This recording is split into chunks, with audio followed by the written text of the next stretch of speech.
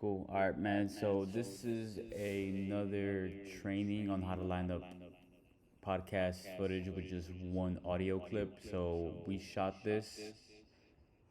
We had two camera angles, one and two, and then one audio clip. That these microphones right here, they synced into that one audio clip, and from here you can't put it into Autopod or an automation tool. I mean, unless you know of one, then you can do that. But it needs to read two audio clips. But since we did use only one and then merge the file, then we have to cut it up manually. So I just wanted to give this training out to just help you guys out on how I cut different camera angles, and then you can go from there. All right, so we got the adjustment layer, one camera angle right here on V2, one camera angle on V1, and then the audio clip. All right, so let's get started.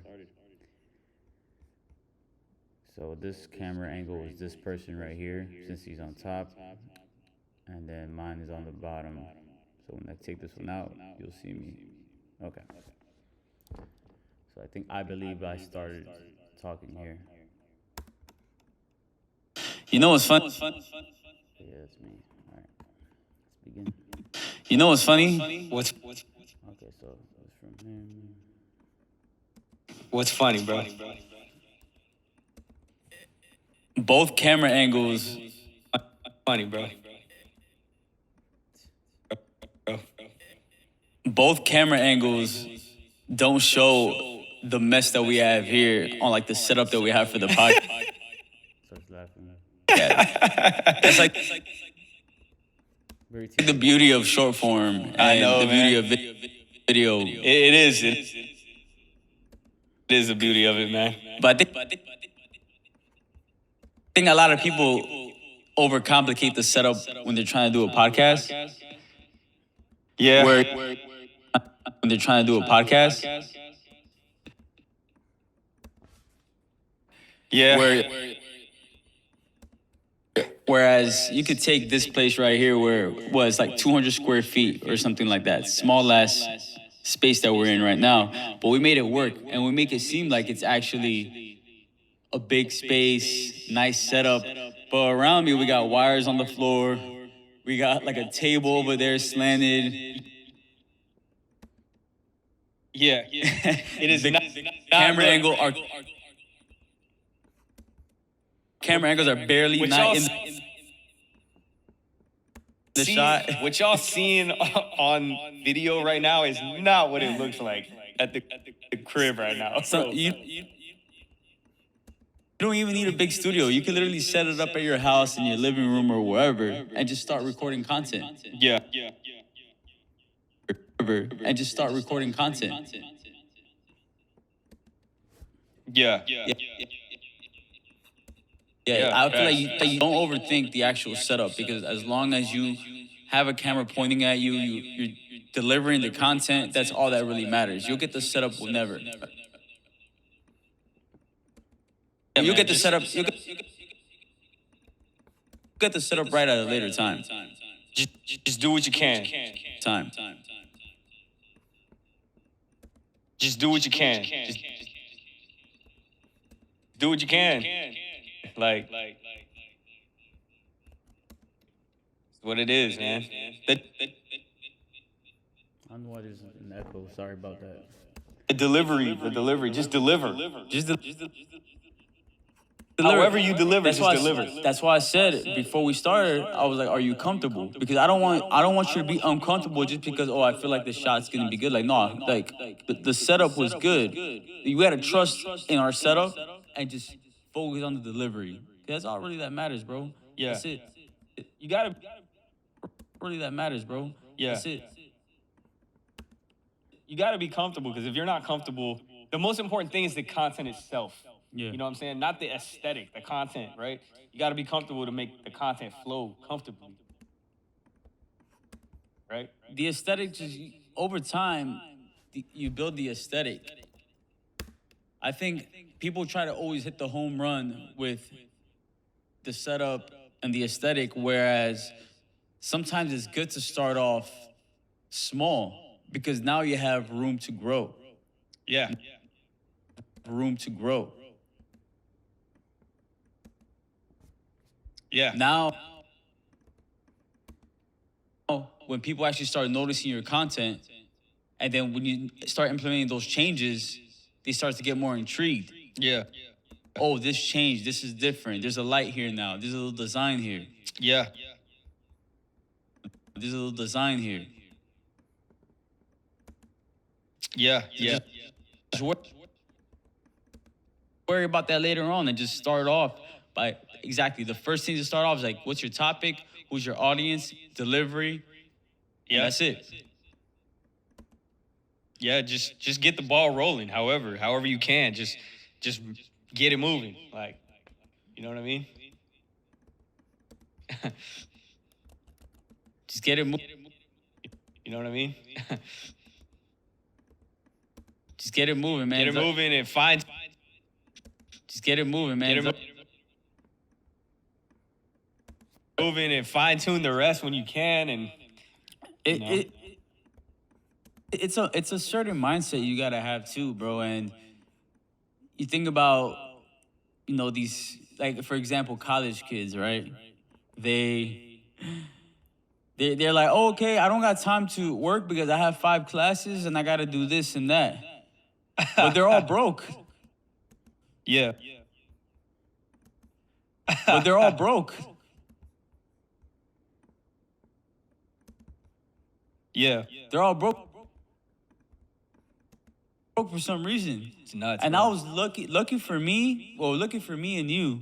We weren't broke in college because Absolutely not, we were bro. working at T-Mobile. Yeah, bro. T-Mobile's the best job to have in college, bro. I worked full time. I went to classes full time. I was a vice president of the frat, and I ran a club promotion business in college. And I had time. I had a social life, dude. I can't thank T-Mobile enough for that, bro. They really made, like, me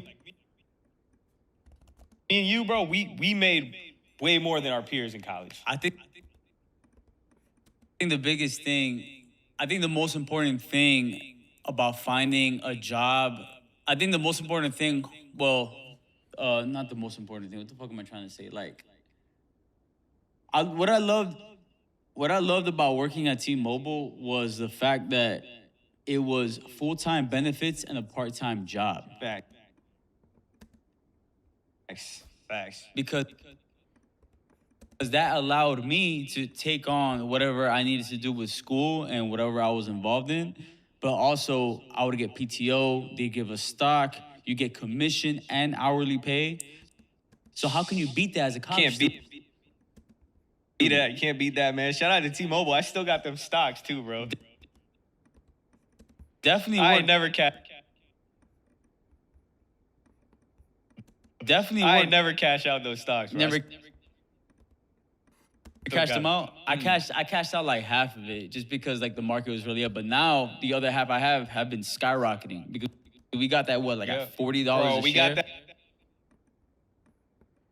that when T-Mobile was buns, bro. Well, yeah. Yeah, and then T-Mobile was and then T-Mobile was ass when and we then got they those. bought Sprint and yeah. Skyrocketed. Yo, you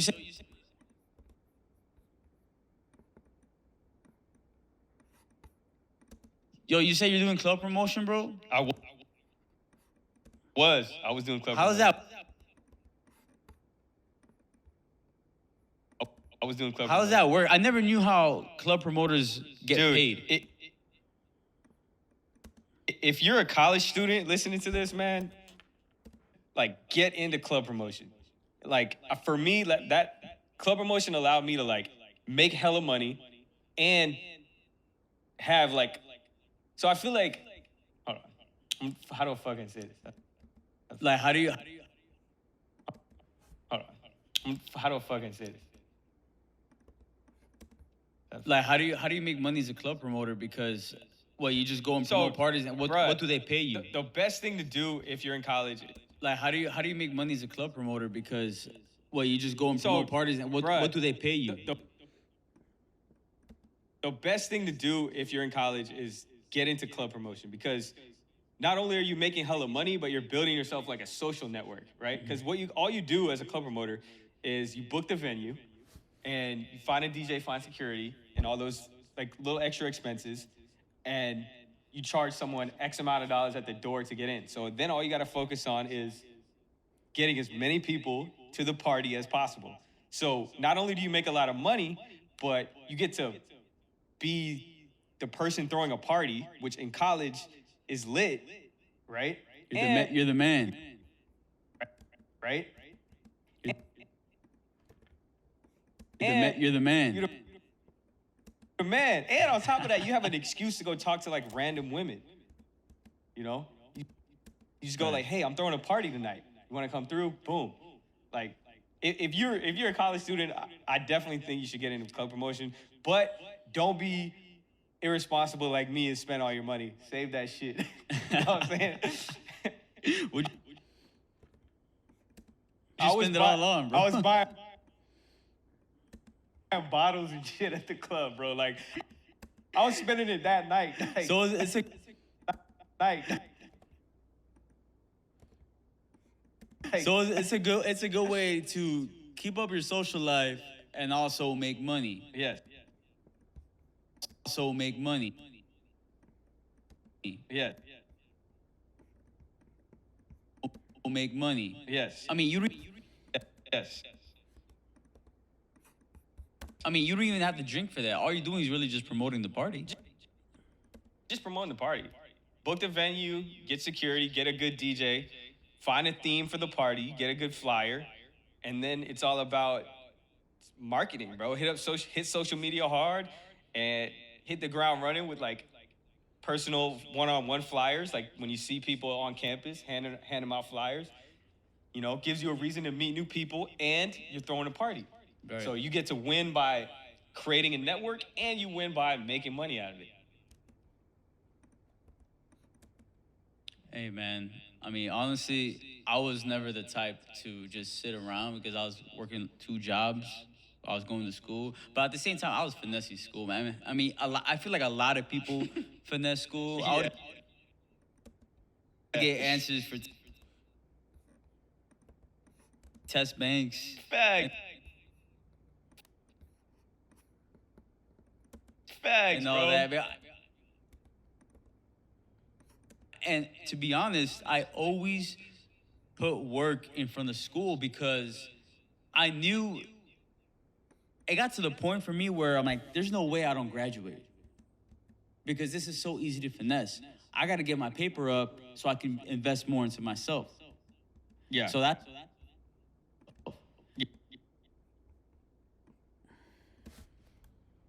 Yeah. So that's why I always put work in front of school. I already knew the school thing was going to be a guarantee. Yeah. To be a guarantee. Yeah.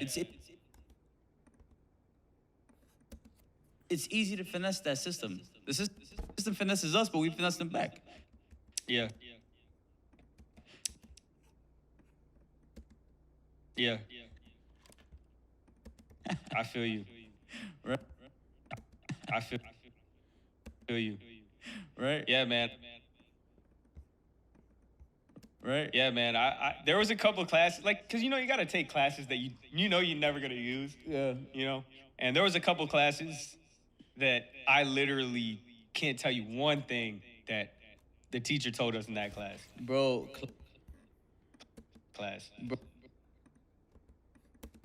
Bro, classes. I mean, yeah. Like those are the thing that you're studying for. I feel like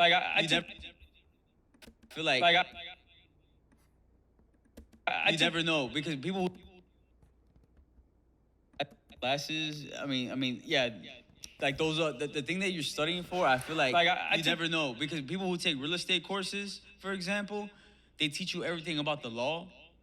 Yeah, that's But a dope class. you really never apply it unless you really, really have to. And if you really, really have to, it probably means that you're in some sort of trouble. Yeah,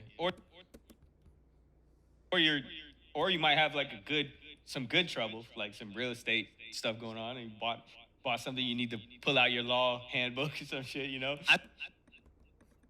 I feel like the most beneficial class that I had in college was public speaking. Public speaking, one of the best classes I've ever took, bro. Communication. Like, being a good communicator is probably the best skill that you can have. Fact. And that's what public speaking teaches you. Dude, that class changed my Communicator is probably the best skill that you can have.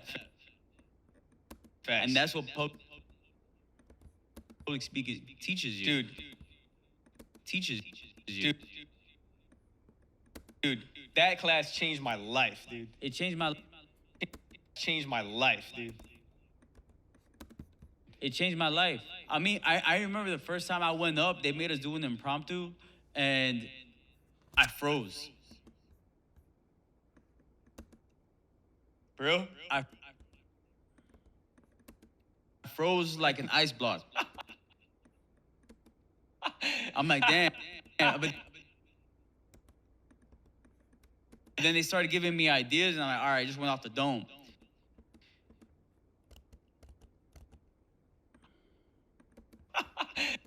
I'm like, damn. But then they started giving me ideas, and I'm like, all right, I just went off the dome. And So I remember you freestyled it? You freestyled it? And So I you remember freestyled it? You freestyled your first speech? I freestyled my first speech. They made me do it. I was put on the spot immediately. They were like, okay, this is the topic. Talk about it for 60 seconds. Really? For 60 seconds. Really? Yeah. Damn. Yeah. Yeah. Damn, what'd you talk about?